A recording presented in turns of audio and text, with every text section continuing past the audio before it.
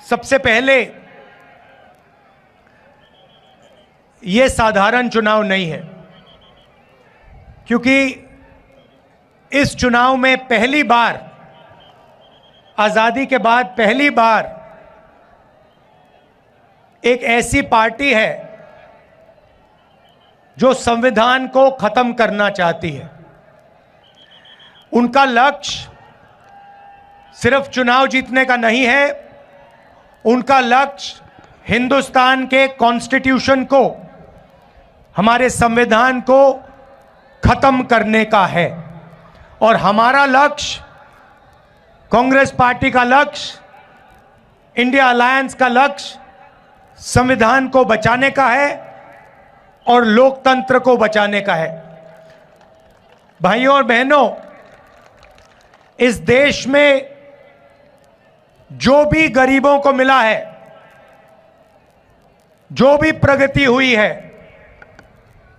पिछड़ों को, दलितों को, आदिवासियों को, जो भी गरीब लोगों को मिला है, वो संविधान के कारण मिला है। उसका वही कारण है। अगर ये लोग संविधान को खत्म कर देंगे तो हिंदुस्तान में गरीबों के लिए, किसानों के लिए, मजदूरों के लिए कुछ नहीं बचेगा। तो सबसे पहले आपसे यह कहना चाहता हूं कि पहली बार ऐसा चुनाव हो रहा है कि बीजेपी ने साफ सबके सामने कहा है, उनके एमपीओ ने साफ कहा है कि अगर हम चुनाव जीते तो हम हिंदुस्तान के संविधान को बदल देंगे। और मैं आपसे कह रहा हूं, उनसे कह रहा हूं, ऐसी कोई शक्ति नहीं है दुनिया में जो हिंदुस्तान के संविधान को बदल सके। अब देखिए, पिछले 10 साल नरेंद्र मोदी ने 22 लोगों को, सिर्फ 22-25 लोगों को लाखों करोड़ रुपए दिए हैं। 16 लाख करोड़ रुपए नरेंद्र मोदी जी ने हिंदुस्तान के सबसे अमीर 25 लोगों को दिए हैं कर्जा माफ करके। 16 लाख करोड़ रुपए कितने होते हैं मैं आपको बता देता हूं। जितना पैसा मनरेगा को 24 साल चलाने के लिए लगता है, या जैसे हमने कर्जा माफ किया था किसानों का यूपीए ने, तो अगर अब वैसे अगर 24 बार कर्जा माफ करो किसानों का, उतना पैसा नरेंद्र मोदी ने 22-25 लोगों को दिया है। आप सोच ही नहीं सकते, 24 साल का मनरेगा का पैसा 22 लोगों को। भाइयों और बहनों, हालत यह हो गई है कि जितना पैसा 22 लोगों के पास है, उतना ही पैसा 70 करोड़ हिंदुस्तानियों के पास है। एक तरफ नरेंद्र मोदी के 22 मित्र और दूसरे तरफ 70 करोड़ हिंदुस्तानी, दोनों के पास एक ही जितना धन है। दूसरा आंकड़ा देता हूं, हिंदुस्तान के 1% लोगों के पास, 1% लोगों के पास हिंदुस्तान का 40% धन है। यह हालत है, इसीलिए इतनी बेरोजगारी फैल रही है। उन्होंने नोटबंदी की, आपसे कहा काला धन मिटा दूंगा, और पूरा का पूरा फायदा उन्हीं 22-25 लोगों का हुआ। उसके बाद जीएसटी, गलत जीएसटी लागू की, 5 अलग अलग टैक्स, किसानों पर टैक्स लगा दिया। पता नहीं आपको मालूम या नहीं, जितनी जीएसटी आप देते हो उतनी ही जीएसटी अदानी देता है। आप जानते हो इस बात को? नहीं जानते? आप सिर हिला रहे हो। वो आपने जो शर्ट खरीदी, वो कितने की खरीदी आपने? 200। अगर अदानी वही शर्ट खरीदता तो जितनी जीएसटी आपने अपने जेब से दी उतनी ही जीएसटी वो देता। आपकी आमदनी हजारों में है, उसकी आमदनी हजारों करोड़ों में है, और जितनी जीएसटी आप देते हो उतनी जीएसटी वो देता है। अब सवाल उठता है, जीएसटी का जो आपका धन है, जो आपके जेब में से निकल रहा है, उसका होगा क्या? कहां जाएगा वो धन? नरेंद्र मोदी जी ने साफ कर दिया कि उनके 10 सालों में वो पूरा का पूरा पैसा 20-25 लोगों के हाथ में उन्होंने दे दिया। उन्होंने अरबपति बनाए हैं, 30-40 उन्होंने अरबपति बनाए हैं। अब मैं आपको बताता हूं कांग्रेस क्या करने जा रही है। उन्होंने 20-25 अरबपति बनाए, हम करोड़ों लाखपति बनाने जा रहे हैं। अब आप कहोगे कैसे? मैं आपको यह बताने आया हूं कि कांग्रेस पार्टी इंडिया गठबंधन चुनाव के बाद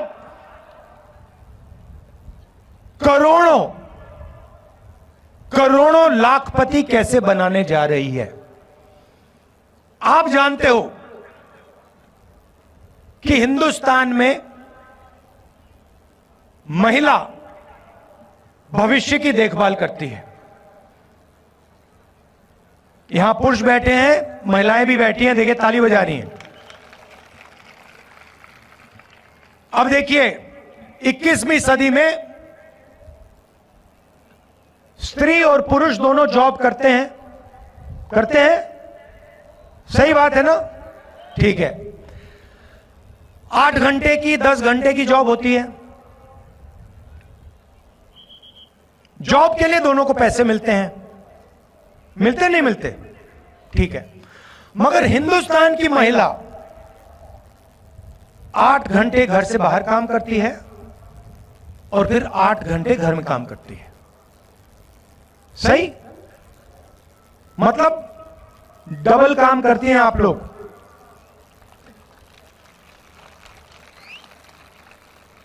देखो महिलाएं ताली बजा रही है, पुरुष ताली नहीं बजा रहे। मगर सवाल यह है कि जो आप घर में काम करती हैं, भोजन पकाती हैं, बच्चों की देखभाल करती हैं, उसके लिए आपको कोई पैसा नहीं मिलता, कोई कॉम्पेंसेशन नहीं मिलती। कभी मिली आपको? नहीं मिली ना? वो तो आप काम फ्री में करती हैं। तो इसीलिए कांग्रेस पार्टी महालक्ष्मी योजना ला रही है। अब महालक्ष्मी योजना क्या है, मैं आपको बता देता हूं। हिंदुस्तान के सारे गरीब परिवारों की लिस्ट बनेगी। हर जात के, दलित, ओबीसी, गरीब, जनरल कास्ट लिस्ट बनेगी और उस लिस्ट में से हर परिवार से एक महिला चुनी जाएगी। उसमें बीड़ी वर्कर्स होंगी, उसमें किसान के परिवार होंगे, उसमें मजदूरों के परिवार होंगे, छोटे कारीगर होंगे, और उन महिलाओं को, करोड़ों महिलाओं को कांग्रेस पार्टी साल के 1 लाख रुपए बैंक अकाउंट में डाल देगी।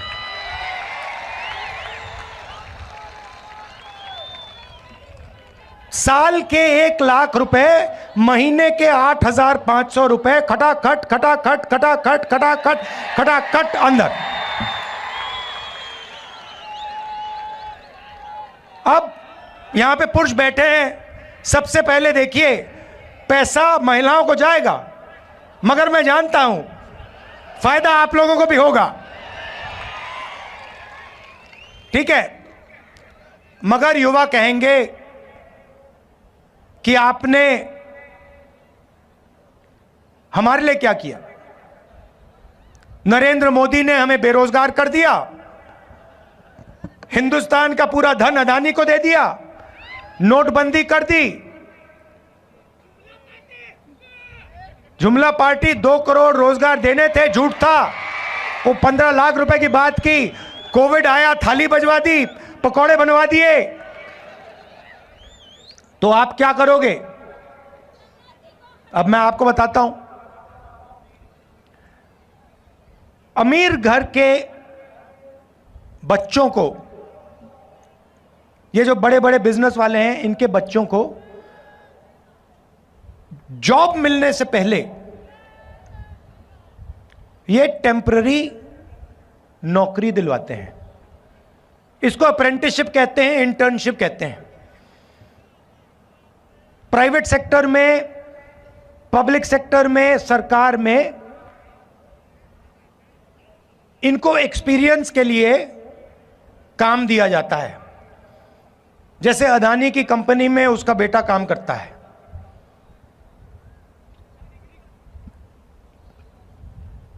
मगर यह सुविधा हिंदुस्तान के बेरोजगार युवाओं को नहीं मिलती। सड़क पे आप घूमते हो, रोजगार ढूंढते हो, पिछले 10 साल में नहीं मिला। तो अब हम एक नई योजना ला रहे हैं, अप्रेंटिसशिप का अधिकार। अभी ताली मत बजाओ, अभी मैंने समझाया नहीं है। अप्रेंटिसशिप का अधिकार का मतलब, हिंदुस्तान में कोई भी graduate, diploma holder, university graduate, college graduate, इनमें से कोई भी सरकार से यह अधिकार मांग पाएगा। और जिस दिन उसने यह अधिकार मांगा, उस दिन सरकार को उसे पहली साल की नौकरी पक्की करके, गारंटी करके देनी पड़ेगी। जैसे मनरेगा में जॉब मांगा जा सकता है, काम मांगा जा सकता है, मगर मना नहीं किया जा सकता, वैसे ही हिंदुस्तान के ग्रेजुएट्स को पहली साल की नौकरी पक्की। अब पहली साल की नौकरी में क्या होगा और कहां होगी नौकरी? पब्लिक सेक्टर यूनिट्स में, HAL, BHEL, Indian oil, Hindustan petroleum, private कंपनियों में, सरकारी ऑफिसेज में, सरकारी अस्पतालों में ये नौकरियां दी जाएंगी। करोड़ों युवाओं की ट्रेनिंग होगी 1 साल की, और उस साल के लिए 1 लाख रुपए युवा के बैंक अकाउंट में जाएगा। 8,500 रुपए महीने के, 1 लाख रुपए साल के, हर ग्रेजुएट के बैंक अकाउंट में कांग्रेस पार्टी डालने जा रही है। तो इस प्रकार से हम करोड़ों लाखपति बनाने जा रहे हैं। अब यहां किसान बैठे हैं, इन दोनों योजना का आपका फायदा होगा, मगर हम वहां नहीं रुके। आपने नरेंद्र मोदी से 2 चीजें मांगी, कर्जा माफी और कानूनी मिनिमम सपोर्ट प्राइस। हर किसान जानता है कि जब उसे अपनी फसल बेचनी पड़ती है तो जादू से फसल का दाम गिर जाता है। जादू से फसल दाम गिर जाता है और किसान को कभी भी सही दाम नहीं मिलता। बाकी लोग अपना प्रोडक्ट बेचें, उनको सही दाम मिलता है, कोई टूथपेस्ट बेचता है, कोई जूस बेचता है, कोई कुछ और बेचता है, चिप्स का पैकेट बेचता है, उसको सही दाम मिलता है।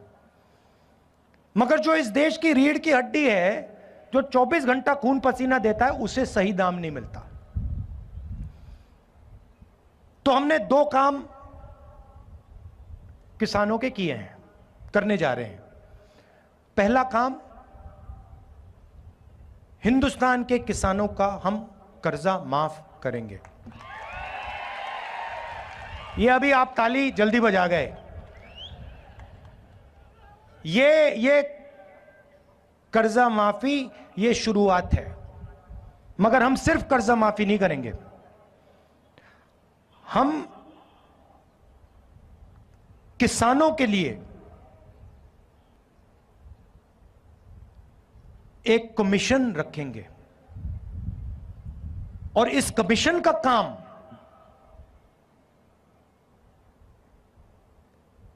जब भी किसानों को कर्जा माफी की जरूरत होगी, यह कमीशन सरकार को कहेगा और सरकार किसानों का कर्जा माफ करेगा। एक बार नहीं, जितनी बार आपको कर्जा माफी की जरूरत होगी उतनी बार यह कमीशन कर्जा माफी करवाएगा।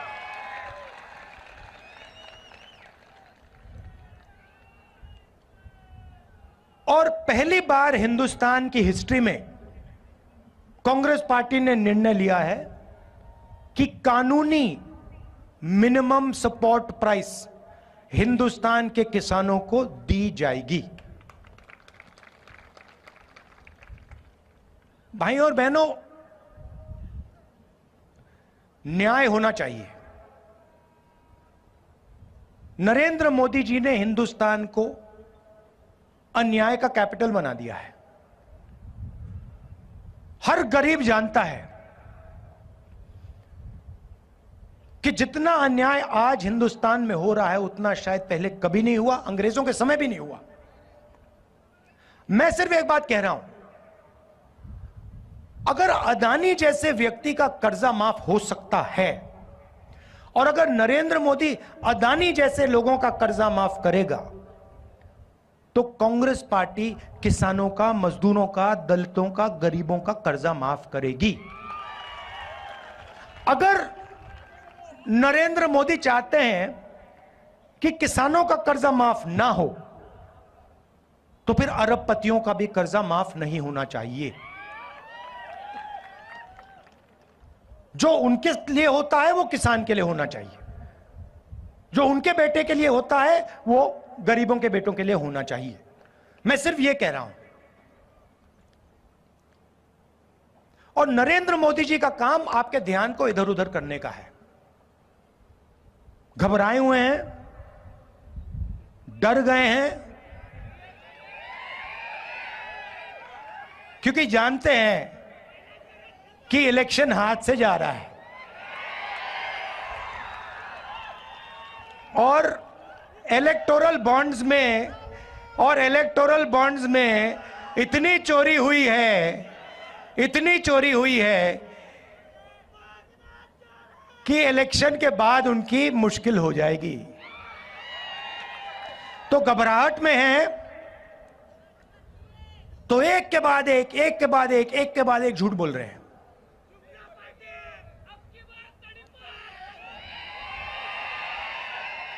वो जानते हैं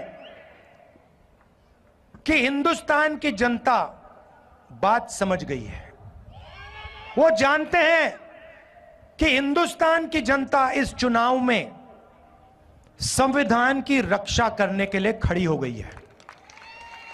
और वो जानते हैं कि हिंदुस्तान की जनता समझ गई है कि नरेंद्र मोदी जी अरबपतियों के नेता हैं, गरीबों के नहीं। अब आखिरी बात आपको कहना चाहता हूं। ये आपने मीडिया के मित्र देखे, ये देखे आपने, ये देखो काले चश्मे पहने स्माइल कर रहे हैं।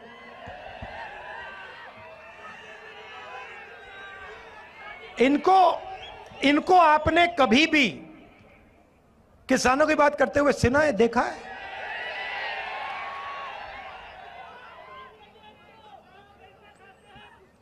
कोई मतलब मजदूर मर जाए, भूखा मर जाए, कभी आपने टीवी पे देखा?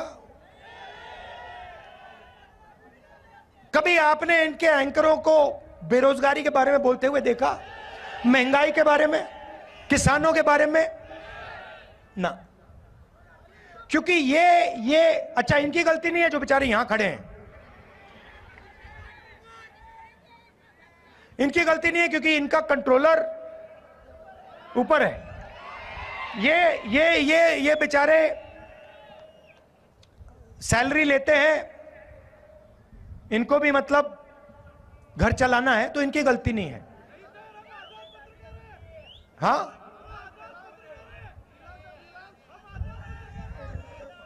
एक दो आजाद हो सकते हैं मगर बाकी गुलाम हैं।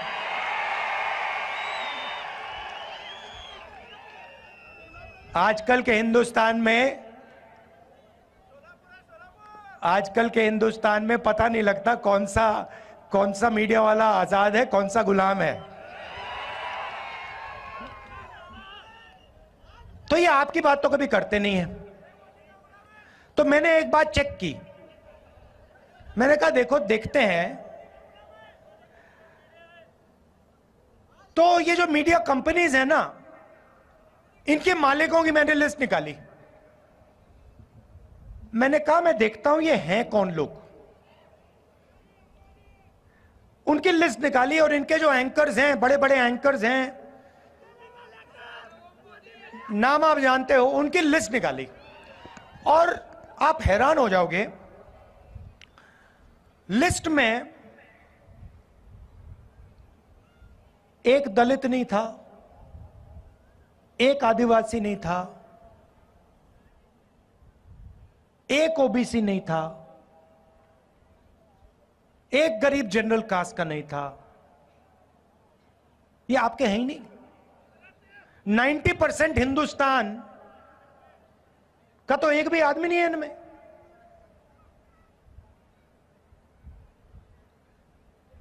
पिछड़े वर्ग के कितने लोग हैं हिंदुस्तान में? चुप हो गए सब। अच्छा, हिंदुस्तान में दलित कितने? 15%। आदिवासी कितने? 8%। पिछड़े वर्ग के लोग कितने? कोई नहीं जानता, मगर कम से कम 50%। कम से कम 50, 15 और 8 कितने हुए?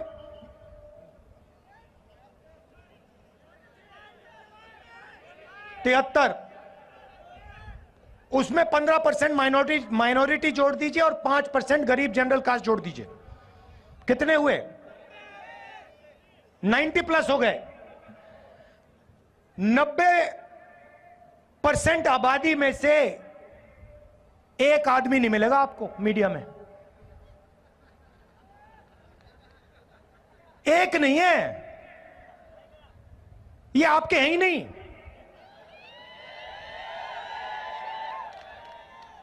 ये अदानी के हैं, ये मोदी के हैं, ये अंबानी के हैं। ये आपकी बात थोड़ी करेंगे। अच्छा ठीक है, मीडिया छोड़ो। हिंदुस्तान की सबसे बड़ी 200 कंपनी की लिस्ट निकाली मैंने, उसमें बता दो, उस लिस्ट में, उनके मालिकों की लिस्ट में मुझे बता दो,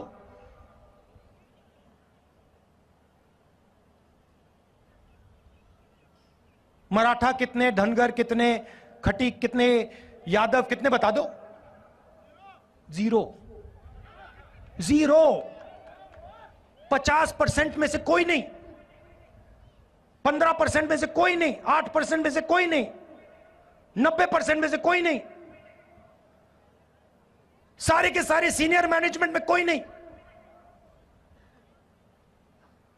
अच्छा, पता नहीं, शायद हिंदुस्तान के 90% लोग क्या, नहीं हमें मीडिया नहीं चाहिए, हमें हिंदुस्तान का कॉर्पोरेट इंडिया में भी भागीदारी नहीं चाहिए। तो ठीक है, फिर सरकार को देखते हैं।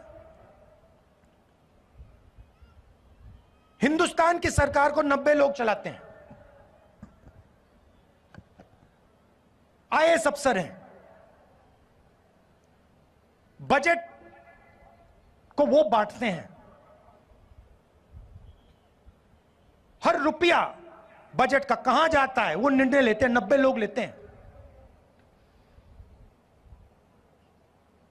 महाराष्ट्र में कितना पैसा जाएगा, सड़कों में कितना जाएगा, सेना को कितना मिलेगा, अग्निवीर होगा या नहीं होगा, ये सारे के सारे निर्णय ये 90 लोग लेते हैं। मुझे बताओ, 90 में से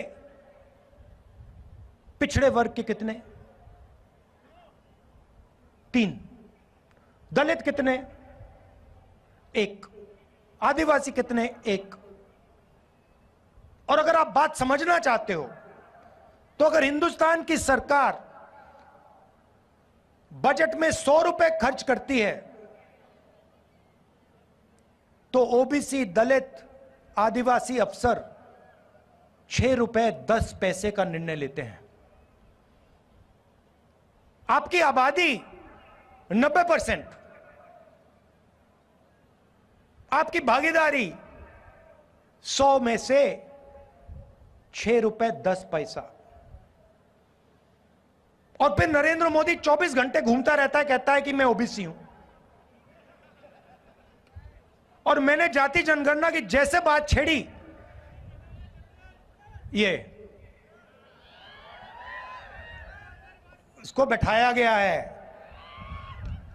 जैसे ही मैंने कहा कि देश में जाति जनगणना होना चाहिए, देश का एक्सरे होना चाहिए, दूध का दूध, पानी का पानी होना चाहिए, नरेंद्र मोदी कहते हैं हिंदुस्तान में तो कोई जात है ही नहीं, 2 ही जात हैं, एक अमीर है और एक गरीब है। अच्छा, अगर 2 ही जात हैं तो भैया आप कहां के ओबीसी बन गए? तो जैसे ही हमारी सरकार बनेगी, जाति जनगणना हम पूरे देश में करवा देंगे।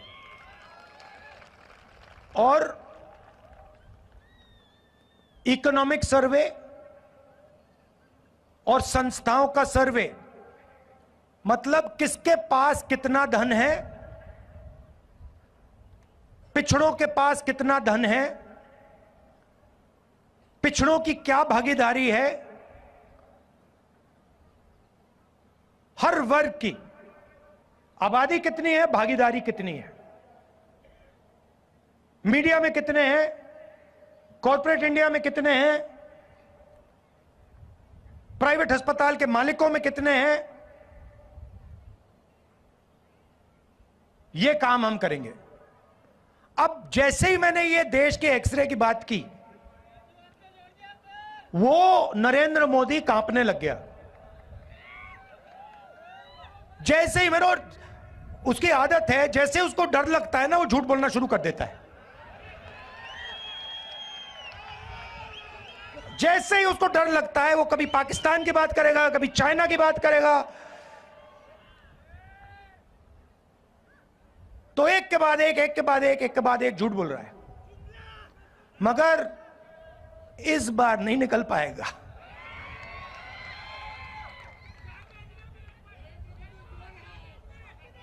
पता नहीं आपने सुना नहीं सुना, वो